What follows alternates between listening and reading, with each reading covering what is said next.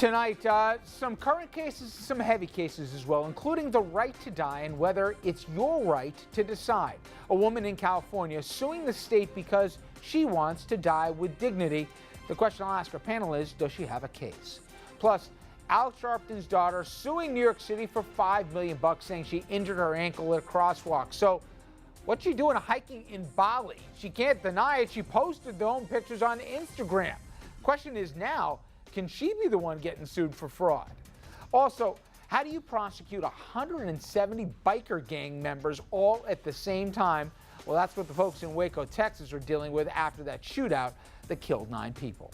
Good evening, everyone, and welcome to RFL. I'm Richard French, and thank you so much for joining us this Wednesday evening. We begin tonight with the right to die, and who shall decide?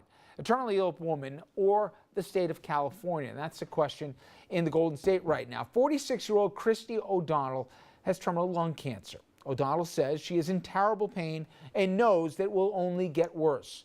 She claims that she would like nothing but to die with dignity, but assisted suicide is illegal in her state, and that's why she is suing to getting it legalized. And here is her explanation as to why.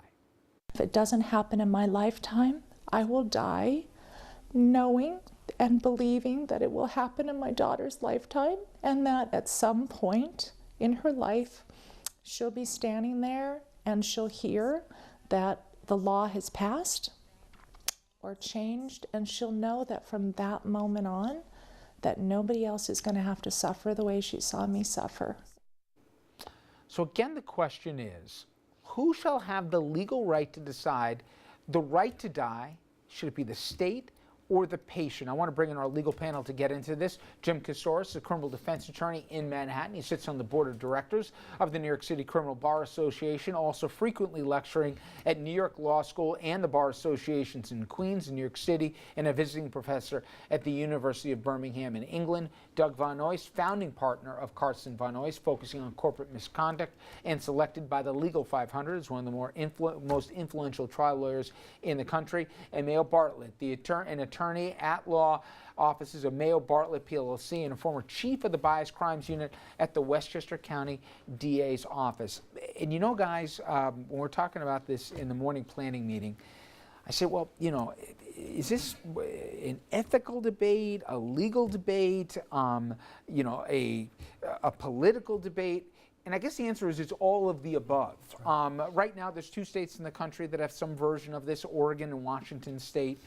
But we all know suicide, by definition, is a crime. You know, it's one of those odd things. As a society, we don't feel comfortable deciding when people can and can't die. The old line is, who's to play God? But at the same point, we have all had a loved one or a family friend or whatever else who's gone through horrible bouts, whether it be with illness, disease, whatever the case may be. And then this becomes a quality of life issue that everybody at home can relate to, just as the 4 of us can at the table in one way, shape, or form. So that line between quality of life, dignity, but yet choice, and then also the mitigating debate of playing God. And I guess we always start with this, Jimmy, after we get into the ethical dining room conversations. It starts with the law before it goes to the state houses. So let's start with the law. Can there be a clear, bright line, or is this the definition of a gray line of where does a person's right to choose start and stop versus the preservation of life by the state and not sanctioning, in effect, suicide? Well, I think that it would have to be a bright line, because otherwise, how do you draw the line? I mean, people who are suffering and simply don't want to suffer, and for their families, don't want to put their families through having to go through years and years of suffering a terminal illness, they should have the right to say no more. And this is the way I want to go in dignity. I want to spare my family. I'm convinced that there is no cure, there will be no cure, and even if there is a cure in 3 or 4 years, I don't want to go through 3 or 4 years to do that. The lawsuit here is interesting, though, Rich, because really what she's doing is she's asking a court to make what's called a declaratory judgment and issue a decision as to whether it would be illegal for her physician to assist her and prescribe the medication. But of course, that does beg the question. The real issue is should she have the right to simply say, I don't want to do this anymore. You know, Doug, I think the starting point for all this is we all agree that there should be some checks and balances. As we've seen in the aforementioned 2 states here, there has to be multiple physicians who have consensus here that this is terminal. This is not a non-recoverable illness the person suffers from, and they have to be, I think in most cases, within 6 months of at least projected death. Moreover, that the person has to be of sound mind to make that judgment, and someone else can't make it for them. And then it's administered with proper professionals, et cetera. I don't know. I kind of get the sense a little bit, to a certain degree, on other social issues like gay marriage, that there's an inevitability to this. Do you think so, or do you think we'll have something where 23 states will have it a decade from now, 25 won't, and 2 will, be fighting over it in the legislature? Or do you think eventually this goes to the Supreme Court? Well, I wonder if it actually happens now without legislation. Now they're asking the court to actually step in and declare, the right to die by assisted suicide. But I wonder if in moments when people are suffering that way, I wonder if the family does have input and to when this person's life ends. You've got to remember, a lot of the medicine that's being administered at the end of life is at the request of the family. And so and there's no review after that, obviously, if the family's on board with what's going on. So this is a different thing. This is now asking for somebody to assist another person in dying. And so it is a heavy legal issue. Mayo, obviously, your background also includes civil rights here. The civil right of life, liberty, and pursuit of happiness, and obviously it's far more nuanced and detailed when it comes to law, but on that basic level, should a person have the right to choose how to live and to how to die? Or are we now getting into an area where we'll be sanctioning suicide when it isn't just for a terminal case that's a non-recoverable one? Do we open Pandora's box by basically saying to a physician, sure, do what you're going to do with your patient, and there'll be no criminal sanctions, it's up to you and her? We kind of already do that. Doctors are able to do all kinds of procedures that the mainstream may disagree with. But ultimately, the most personal decision you can possibly have comes down to what you do with your body and how you live your life and whether you should prolong your life. When you think about this, there are those who are in favor of right to life for unborn children. We talked about it the other day about the fetus who can determine whether that fetus can be destroyed. Embryo, not even fetus, embryo. And then we have people who are pro-death penalty, anti-death penalty.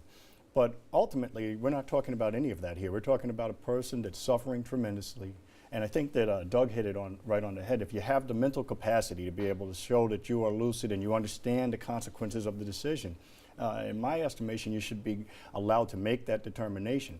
The other thing that we're not looking at is the fact that you could be almost sentenced to a worse sentence than somebody who's committed a serious felony offense, because if you're sentenced to a life of 4 or 5, maybe 10 years of excruciating pain, maybe you're on life support, and we really don't know if you're feeling pain. You can't communicate to us.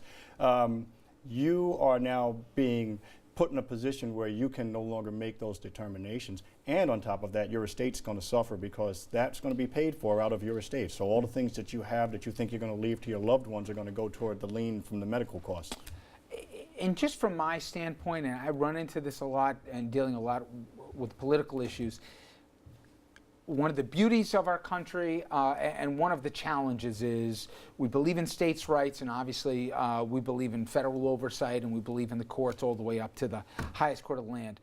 But the idea that depending on the state you live in and which side of the border you happen to live in, you can or can't get end-of-life care depending on your wishes, to me, it just kind of screams that something's wrong here. And this isn't relegated to this issue. It could be who gets to marry, a whole host of issues. And the more fractured we get as a country, unfortunately, you see more and more of these divisions more pronounced. Okay, obviously this is a discussion here that everybody at home, unfortunately, probably has a personal opinion on, having gone through in many cases. And we want you to get involved in this dialogue. So head over to Facebook and Twitter and sound off on our question tonight. Who should decide the right to die? The person or the state? Okay, Speaking of the Supreme Court, when we come back here, an interesting case with that Supreme Court justice, but not just her. Supreme Court justice supposed to be the most impartial judges they are here, especially when interpreting the Constitution. But what happens when, in this case, liberal Justice Ruth Bader Ginsburg presides over a gay wedding just weeks before she's set to rule in the same-sex marriage case? I can hear Mark Furnish yelling right now. And what about conservatives like Scalia and Thomas cozying up to the Koch brothers before ruling on campaign cash case? Is this a supreme problem or just part of the system?